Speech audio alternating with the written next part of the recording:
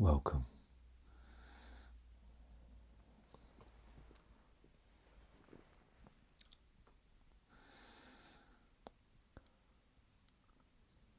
So I thought the first part of this episode, perhaps we can do a meditation, and perhaps towards the end we can continue some more readings from the book Karma.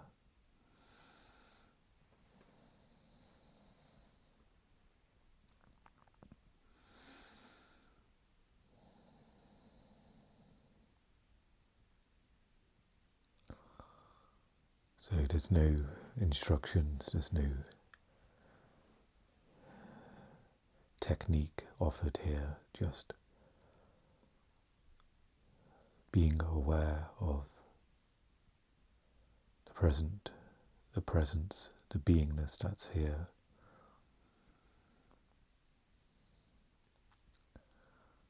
If you wish to focus on your breathing or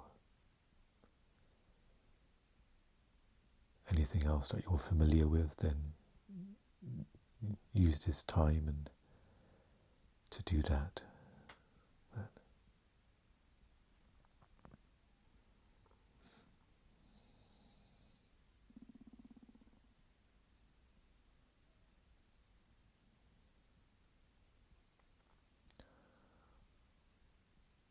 again, a gentle reminder that when thought arises, if you are following thought,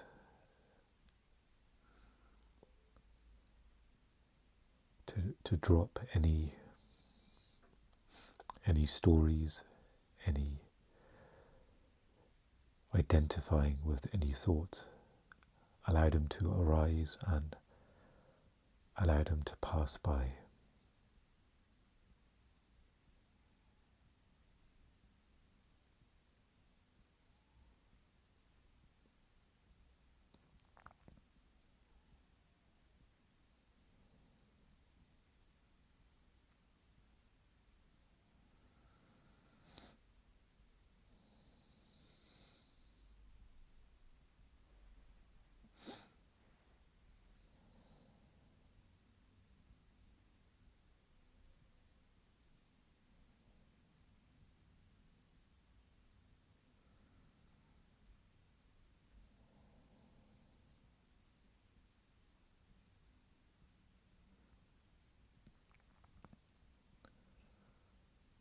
And just simply bathe in the ease of now.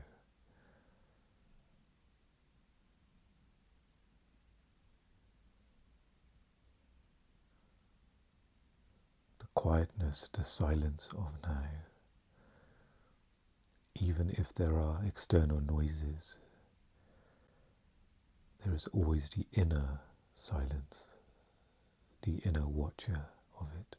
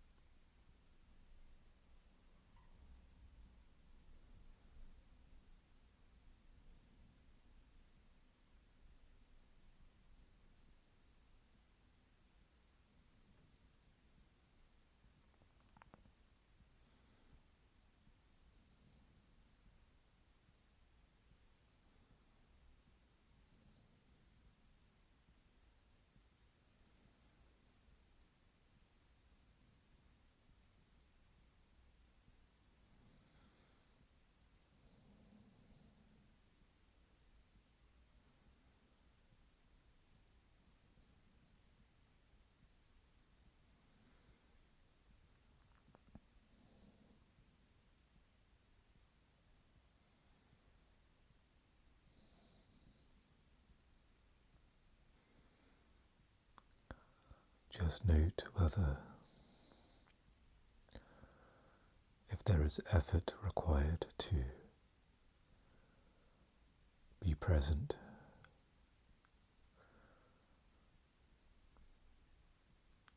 or notice if no effort is required.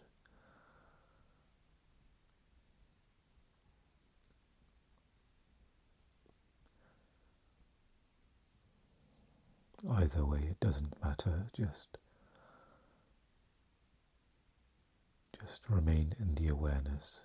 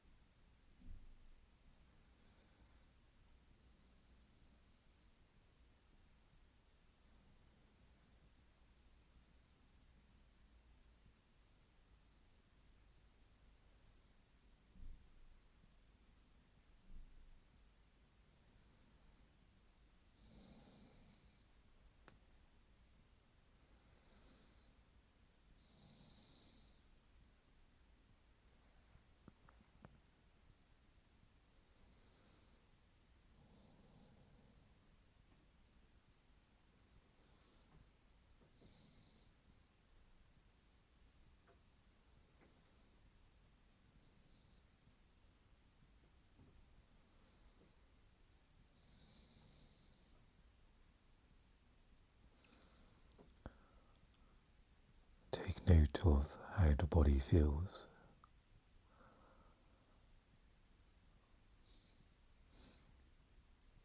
The body feels relaxed or calm, at ease.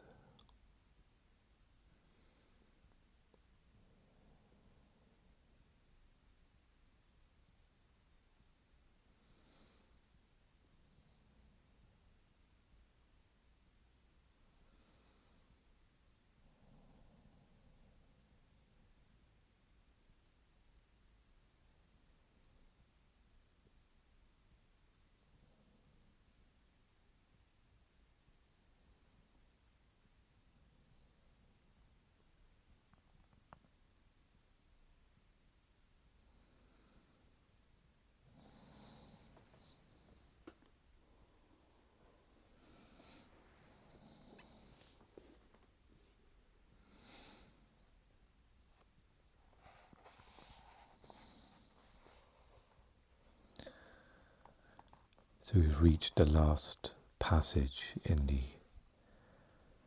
chapter titled The Great Karmic Warehouse.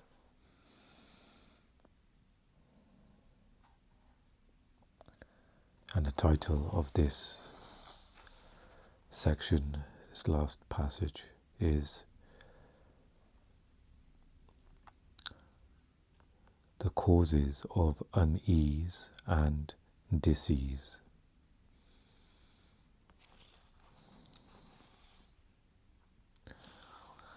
Allotted karma in most human beings has its own level of complexity. A large part of it is devoted to physical action. Other segments are devoted to thought, emotion, and meditativeness. The problem of modern life is that most people's physical and emotional energy does not find full expression in a lifetime. People in civilized society carry a great deal of unexpressed emotion within. Now, if emotions never find full expression, the energy can turn around and become deeply damaging to one's health and well-being. This accounts for the upswing of depression and mental illness across the world. It is said that 1 of every 5 Americans suffers from some form of psychological illness in a given year, and 50% will suffer a mental ailment at some point in their lives, a staggering statistic. So we'll just pause there for a moment and go back to the start. Allotted karma in most human beings has its own level of complexity. So that stood out to me, that sentence there, the complexity of our allotted karma. So I get a general sense, whatever I'm explaining or able to gather from what is written here, will be a very surface level, a basic explanation of my understanding. But and maybe that's enough for this video. But you can sense there the level of depth that perhaps is unsaid in regards to allotted karma and our karmic makeup.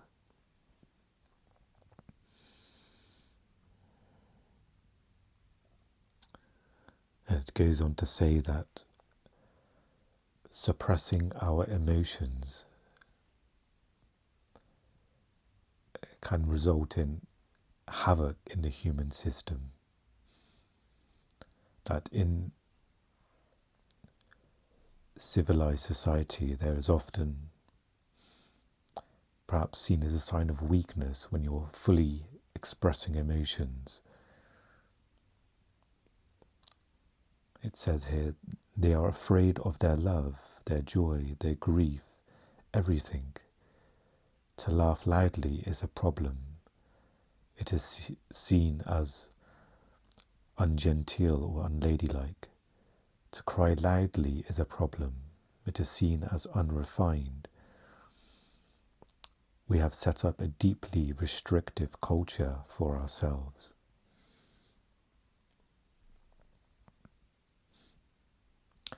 Perhaps some of us may notice this even in our immediate family. Maybe there's a restriction there of not being able to express emotions, or some kind of constriction there where perhaps you can't freely be yourself.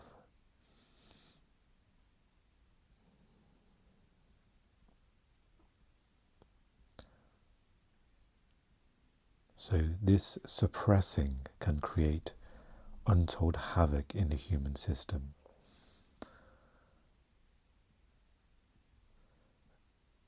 And so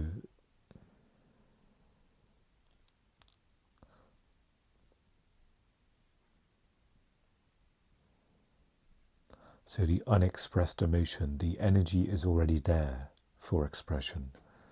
The energy is there in the body mind, whether it's physical energy, emotional energy. But left unexpressed, left perhaps in other words unused, then perhaps this is where the havoc comes in, where the energy is there to be used. It needs to be used. And perhaps this is going back to the allotted karma. This is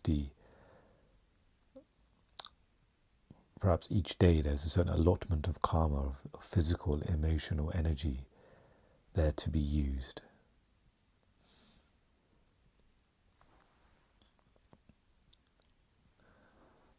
A major portion of your allotted karma is devoted to physical activity. The body remains the major source of identification for most people even today.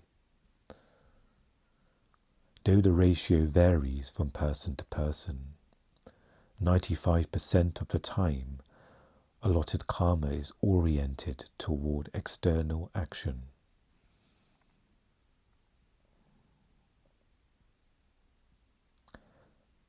And it goes on to say that with today's lifestyle, that the level of activity has drastically decreased. It's more of a sedentary lifestyle, sitting in chairs as I am now, being behind a desk, getting home, sitting on a sofa, watching TV, or going on the computer, driving in your car.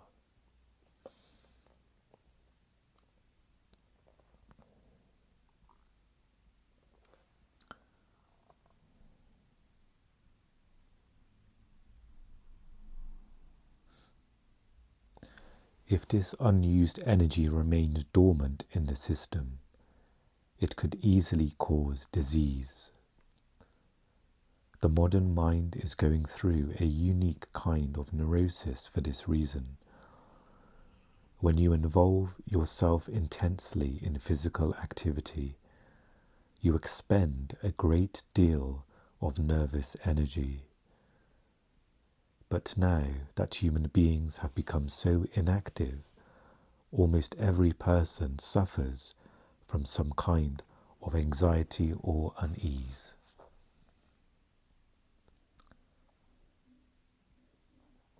And it says here, it's the trapped physical energy.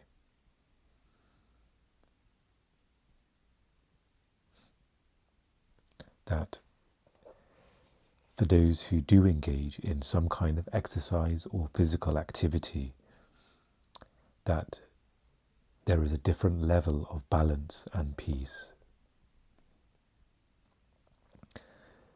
also it's mentioned here, and much less entangled in sexuality and other physical drives. This is because one aspect of the person has found full expression. So in this case, the aspect of physical energy.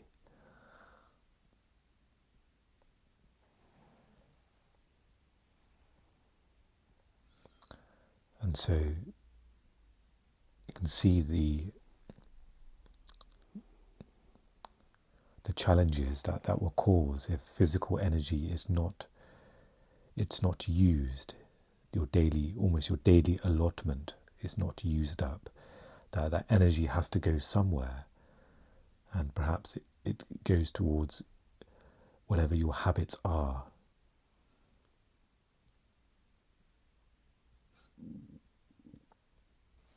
And it's mentioned here, sexuality and other physical drives.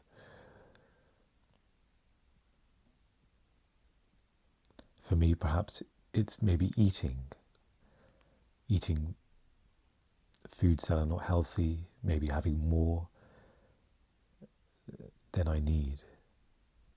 Perhaps that lack of physical energy expressed in a day. And I'm going back to the complexity here because I have a feeling that these all blend together. If there's a lack of emotional energy used, perhaps it creates the recipe for imbalanced behavior, such as having certain types of food or certain amounts of food. Whereas, as it says here, those who are committed to some kind of intense physical exercise are often at a different level of balance and peace. That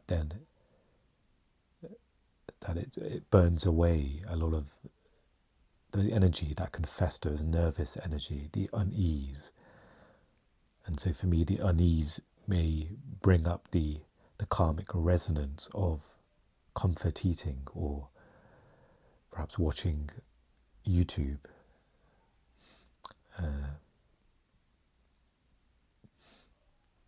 In a way that's unconscious, in a way that's trying to escape the present moment.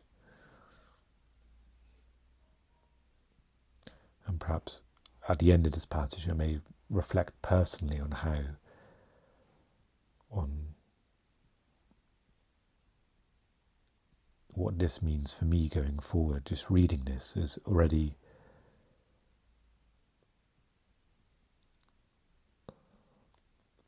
an intention being formed of,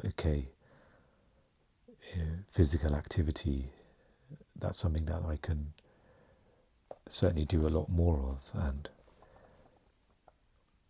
there are obviously various challenges which I'll talk in the end, and perhaps it might be a space for you to also see where, if there is any unexpressed physical energy or if there's any intentions of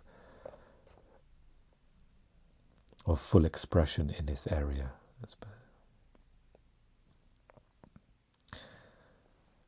And so without the activity, the physical activity that's allotted, without using that, one of the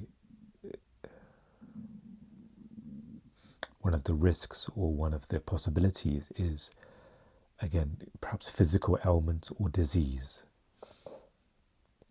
It says here, trapped energy can also cause physical restlessness and agitation, which accounts for the state of chronic unease and disquiet that plagues the modern individual. You will notice that the very way people sit and stand reveals an absence of ease. They may have brought a practiced gracefulness to their movements, but the unease remains. If you take away the unease in your movement, it shifts inward to another dimension, where it is easy for it to find expression. In other words, it will build in your energy. In time, this disquiet on a level of energy manifests as disease. So even if someone's putting on a graceful, and I see myself when reading this, putting on that graceful, perhaps even recording the videos, putting on a graceful posture. So I'm trying to take away the sort of the uneasiness in the movement, and that energy is still there. It goes inward.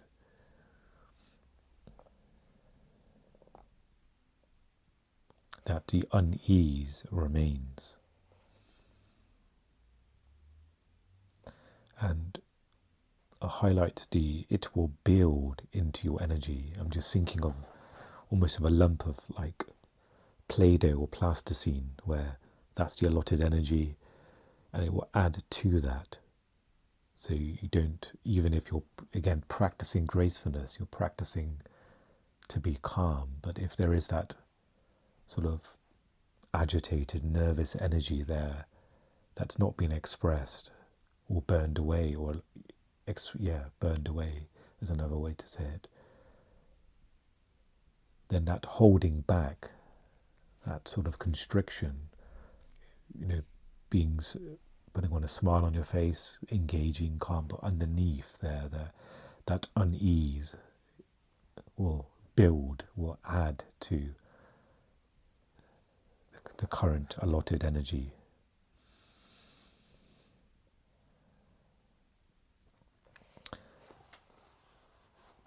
And the author shares here that in their center, that they put their seekers through much intense activity, physical activity, that they want people to finish their allotted karma in a certain period of time.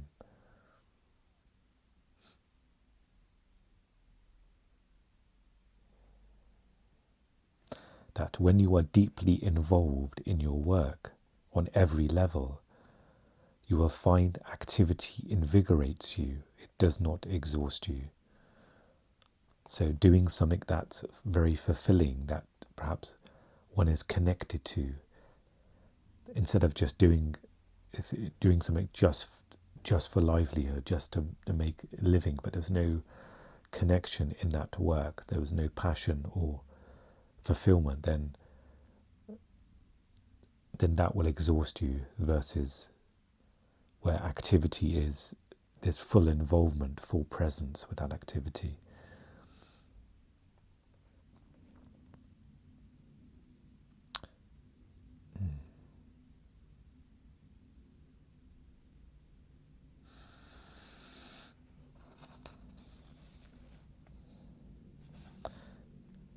It goes on to say, once you expend this karma, the allotted physical karma, there will be no need for compulsive action. So by that definition, compulsive action almost festers with leftover physical energy. And perhaps, again, going back to complexity, so perhaps that's one of many possibilities for compulsive action, but by expending that physical energy, it's one less contribution to compulsive action.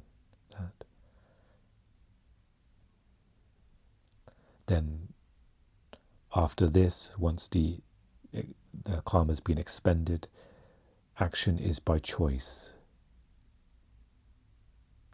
There won't be a burning desire, or I mean that in a sharp, compulsive way to do something. That action will be by choice. And then going back to the balance and peace at the top of this page, about someone who has done intense exercise or activity, there is that balance and peace, the qualities of balance and peace versus the quality of compulsion.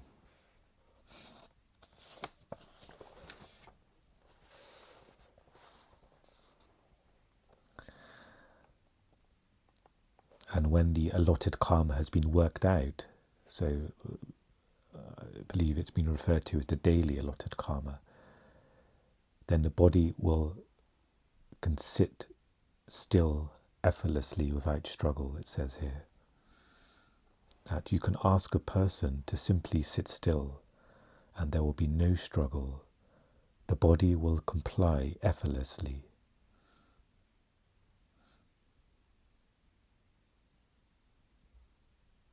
And with that, it says here that meditation happens naturally as well. There's a natural calm centeredness once that physical energy has been used. But if it remains in the system, it says here you cannot meditate because the energy will make you restless and ill at ease. And we could take that with a pinch of salt. Of course, perhaps you can't meditate at the best of your ability or completely in that activity. Perhaps there would always be a bit of restlessness there that would disturb the meditation.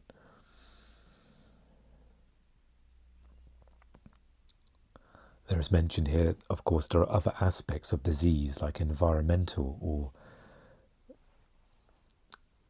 karmic genetic factors, or somebody's personal karma, and that all plays a part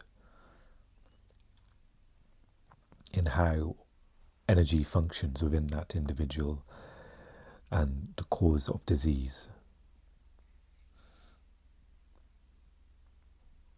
So there is a call here to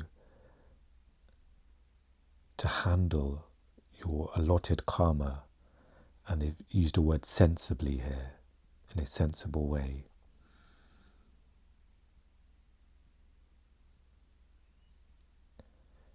That in today's world there's been an overuse of mental energy, and that's created an imbalance. There's a word mentioned here of it being lopsided. Our development has been lopsided.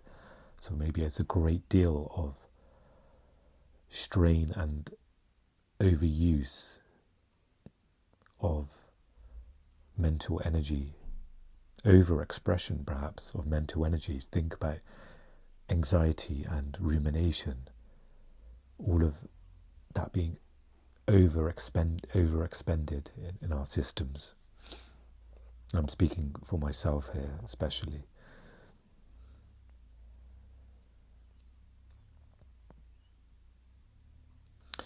And there's the example given here of a national budget. A certain amount is allocated for education, a certain amount for industry, a certain percentage for agriculture, development, defence, and so on. But if all of these are not being expended, the economy suffers. The same happens within the body. So I'm picturing something that's flowing there. It's almost like a well-oiled machine. Karma can be, if you're expending the karma, then the body is at ease. But if the body is in balance, or if there's overexpending, like, again, speaking for myself, with the mental energy, then that can create imbalance and create those sort of mental health ailments as well. Well, that's one contribution to that.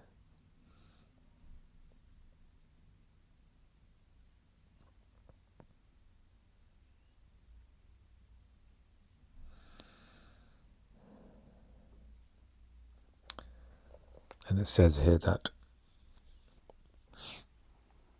when allotted karma starts winding down, you may notice changes in elderly people. You may find their sleep quota comes down, and when they do sleep, you might find that they sleep deeply. This could be a sign that the allotted karma is drawing to an end. So this is their lifetime of allotted karma. The great karmic warehouse remains, but one installment has begun drawing to its close. And the authors put a word of caution here as well. Deep sleep does not necessarily mean the end of allotted karma, but in the elderly it could be one of the possible indications. When one installment of karma is over, the inner turmoil recedes and a new serenity descends.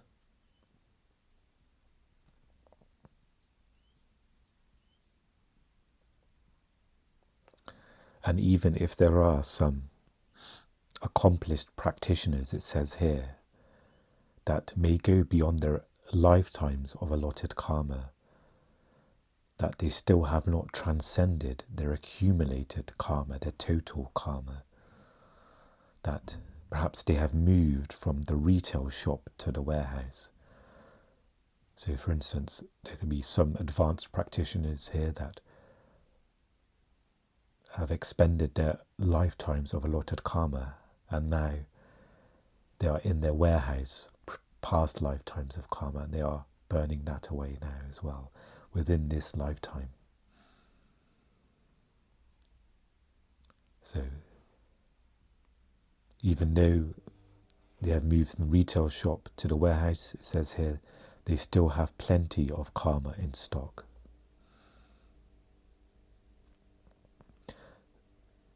For the spiritual seeker, allotted karma can be seen as cream on the milk. It is the karma that has surfaced in this lifetime. If you boil the milk well, the cream can further increase. So the spiritual process is a way of cooking oneself sufficiently to pick up as much karma from your karmic warehouse as possible in this lifetime, and deal with it while you are conscious and able-bodied. The goal for every freedom seeker is the same: to attend to your karma now, rather than wait for life to throw it at you.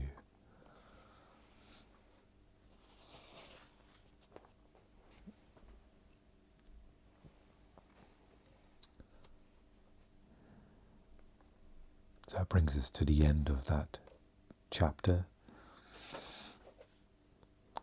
the great karmic warehouse.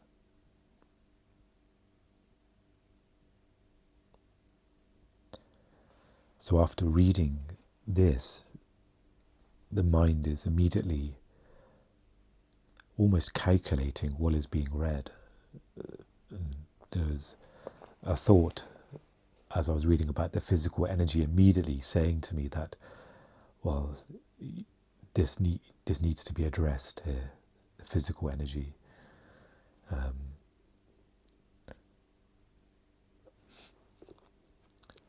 I'm currently dealing with long COVID, and I have been for over a year now, so there's been a great challenge in regards to physical activity and how the body is feeling.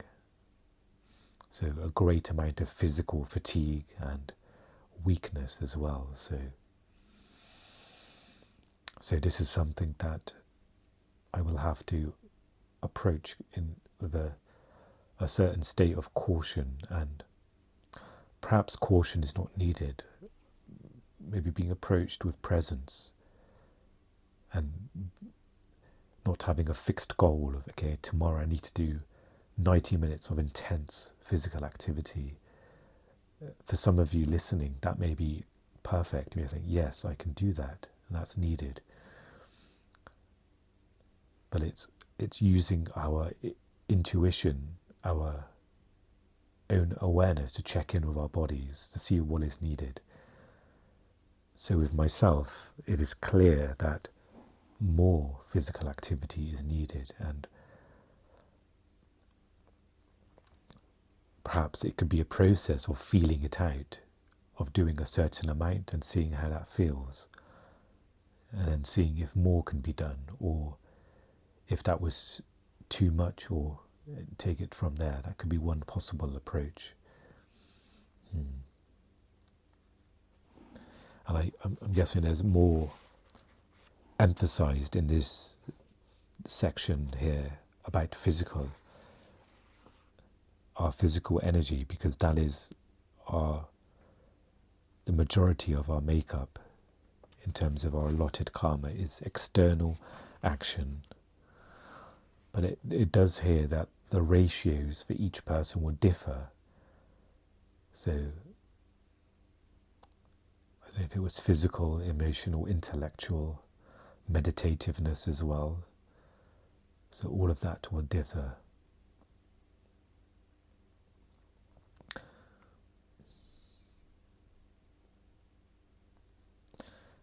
And perhaps, at least for me, there's a new sense to physical activity. It's not just to get the body healthy or to feel a little bit calmer, which are great benefits and great reasons to do so, but the deep understanding here of using up the physical energies of the body, of the system of the body, the allotted physical energy.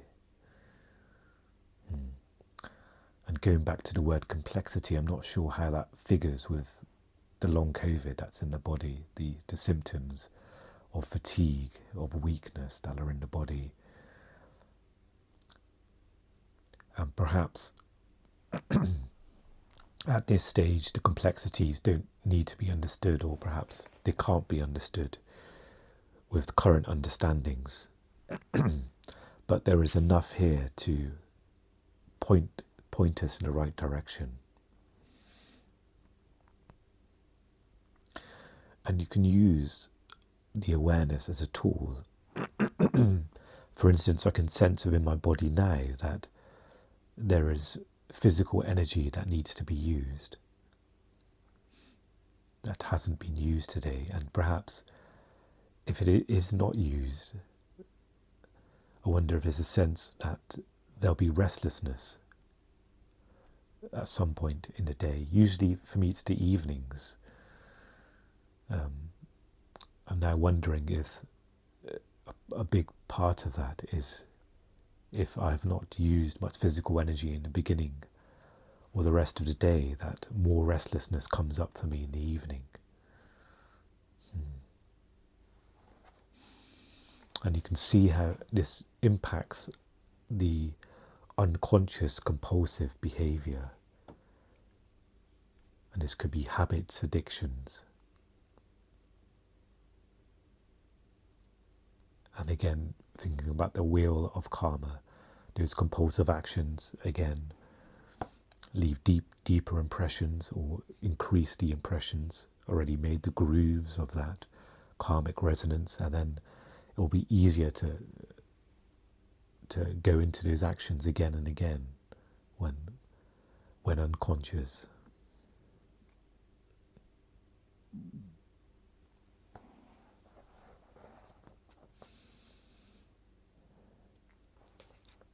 So going back to the ratio varies from person to person, but 95% of the time, allotted karma is oriented toward external action.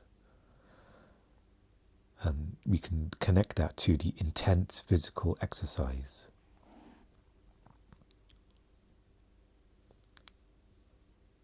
And this is what they do in the yoga center that Sadhguru has, that they want these people to finish all their allotted karma in a certain period of time.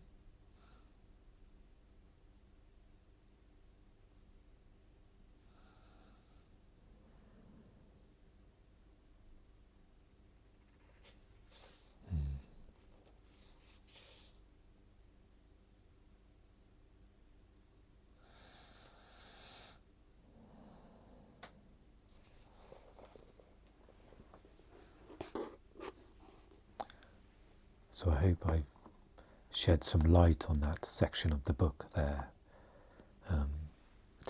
It's honestly a bit intimidating because these are such deep subjects, and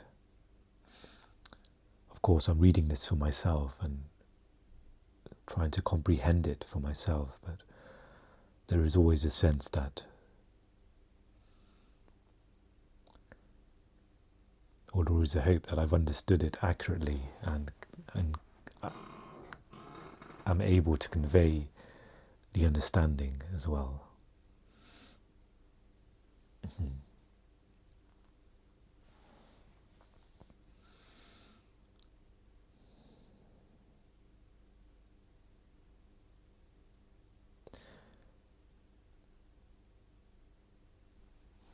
And Eckhart shares the pointer of checking in with presence to see what is needed.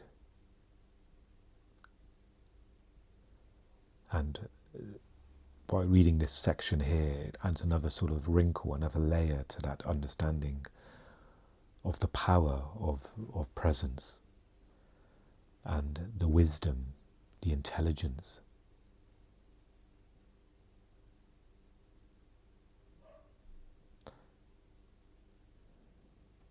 So perhaps we can end this episode with maybe just a minute or two of allowing the mind to settle if it's processing what is being read.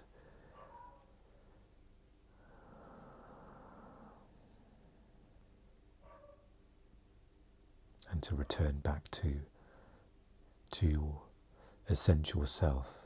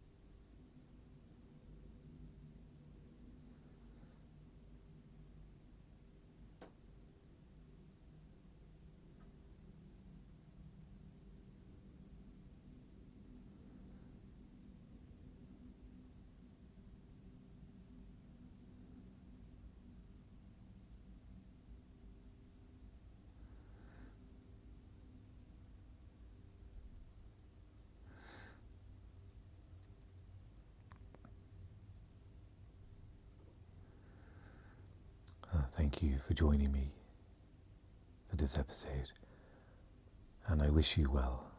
Take care.